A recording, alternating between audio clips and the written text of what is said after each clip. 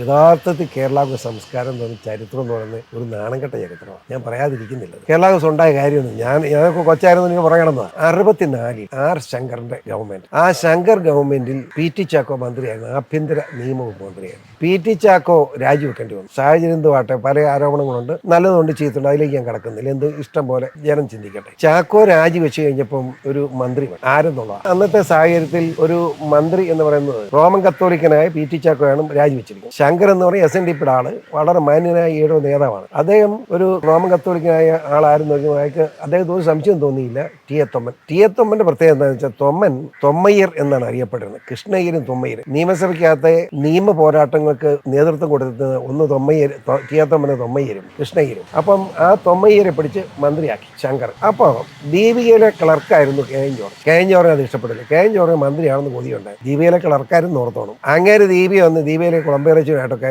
കൊച്ചു വർത്താനം പറഞ്ഞ് ദീപി അങ്ങ് തുടങ്ങി എതിരായിട്ട്. തൊമ്മനെ മന്ത്രിയാക്കി ശരിയായിരുന്നു. എന്താ ന്യായം? അതിമേ പ്രതിഷേധമായി, ബഹളമായി. ദീപിയാണ് കുഴപ്പമുണ്ടാക്കി. എഡിറ്റോറിയൽ ഇന്നാണ് ദീപി അങ്ങനെയൊന്നും ചെയ്യില്ല. എഡിറ്റോറിയൽ എഴുതി ബഹളം ഉണ്ടാക്കി.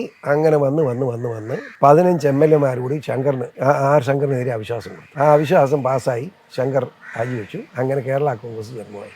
ഇതാണ് കേരള കോൺഗ്രസ്.